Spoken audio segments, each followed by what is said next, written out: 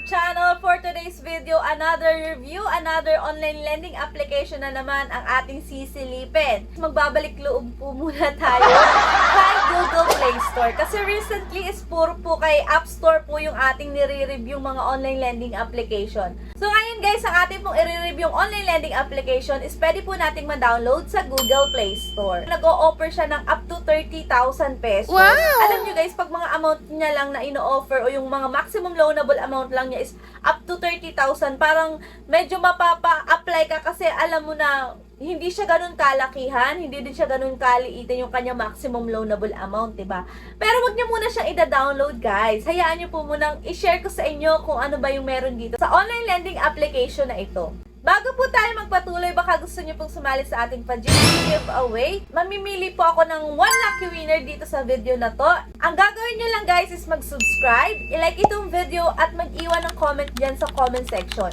And pwede na po kayong manalo ng 100 pesos. At hindi lang yun guys ha, pwede rin po kayong manalo ng ating pag-Grand Gcash giveaway which is 500 pesos na kung saan guys, i-announce ko yung mananalo sa last Sunday of the month. Ang ating sisilipin na online lending application ay si Peso House, Get Cash, Safe, and Fast. Under po siya ni LipGen Lending Incorp and meron na po siyang 4.8 star and 802 reviews. So dito guys, nagpapautang daw po siya ng up to 30,000 pesos. Yun po yung kanyang maximum borrowable amount. Maximum loan term up to 180 days daw po. Online approval, 24 hours service. The application process is simple. You need to register and log in, click apply, and wait for the approvals. So, why choose Peso House? It is available 24/7, speed and simplicity and trust. Nako, talaga namang mapapa-install ka guys pag nakita mo yung kanyang ads, di ba? Pero wag niyo po muna siyang i-download o install. Ako po muna ang magta-try sa kanya. Panoorin mo hanggang dulo yung video natin para malaman mo kung worth it bang utangan itong si Peso House. And guys, disclaimer lang, kung tayo agent or promoter nito ni Peso House or ng any online lending application na ating nire-review dito sa ating YouTube channel. So, nag-share lang po tayo ng ating personal experience ng paglo-loan sa kanila. I-open na po natin si Peso House, Get Cash, Safe, and Fast. Bubungad na agad sa atin guys dito yung kanyang app permission which is the camera, location, device information, SMS. So, kiklik ko lang guys dito yung agree. And allow lang po natin yung mga gusto ipa-allow dito ng Peso House. Nandito po yung kanyang mga i-access, yung mga i-collect na information po dito po sa ating phone.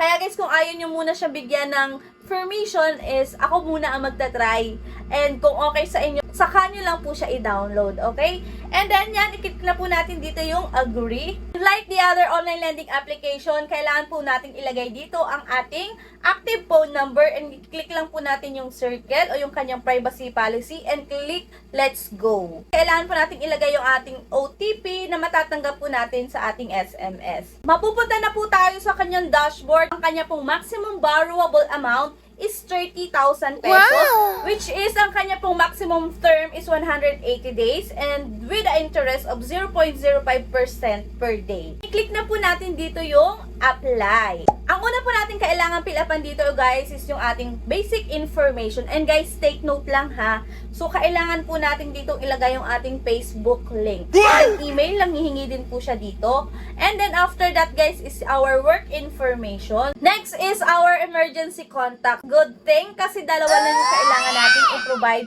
na emergency contact. Pero kahit na ganun guys, ilagay pa rin po natin yung talagang kakilala natin para in case na mag-text or tumawag, hindi nakakahiya, diba? And then after that guys, click lang po natin dito yung save and then identity information naman po. And guys, dito kailangan lang po natin picturean yung ating mapipiling ID. Ang mga available ID dito guys is si UMID, si passport, si SSS card, PRC ID, TIN, driver's license, voter's ID number, PhilHealth ID, postal ID, OFW ID, Pag-ibig ID, GSIS ID, and national ID.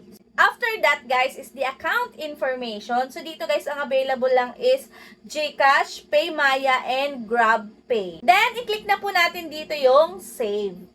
And then, confirm lang po natin yung ating number. And then, ayan guys, information submission na. Titingnan natin guys kung ma-approve ba ako dito kay Peso House na to. Your loan information has been received. Loan information is currently under review. So, nire-review na daw po yung ating application. So, ayan, 34 seconds. So, wait lang natin. And then, calculating loan amount. And then, wala! Ayan guys. Sorry, rejected tayo dito. Naku, sama naman ito ni Peso House. Di man lang tayo in-approve. Ano ba naman yan? Rejected na naman tayo, guys. So, ayan, sabi dito, your loan credit qualification is insufficient daw po. Ilagay ko naman, guys, yung aking tunay na information. Bakit ganon? Ano ba yan? So, you can resubmit daw after 7 days po. So, dito guys, hindi man yan lang sa akin pinakita kung magkano ba yung pwede kong ma-loan sa kanila. Automatic reject na agad? Ano ba yan? Kayo guys, natry nyo na ba to? Anong naging experience nyo? Na-approve po ba kayo or na-reject katulad ko? Dahil rejected ako guys, nagbasa ako ng mga reviews about dito. And take note guys ha, mix dito yung kanyang feedback, which is good feedback and negative feedback. So, katulad dito guys, sabi dito is, I got 1,200, loan for 14 days, payable in 2 terms. I have to pay 643 every 7 days. No service fee, I got the whole amount of 1,200, not bad for an emergency loan. So, nung nag-loan daw po siya dito, ang offer sa kanya is 1,200, which is buo niyang natanggap ha? And for 14 days. Dito kay Ma'am Keja, sabi niya is easy to apply and got the full amount, 500 pesos payable in 14 days with 35 pesos as interest. So, 35 pesos lang daw yung kanyang interest dito sa 500 pesos. Sabi naman po dito ni Ma'am Edlin, easy to borrow, this app like mabilis cash. Literally, mabilis talaga, 2 thumbs up. Pero dito guys, sabi niya, do not install, auto-reject, they just want your info. Sabi pa dito guys, huwag nyo i-install to. Scam lang tong app loan to. Scam daw guys. And then sabi din dito, after finishing the fill-up process and sending all the information, hindi pa ako nakapag-loan, request rejected agad. Hindi man lang ako inantay mag-apply for loan before rejecting.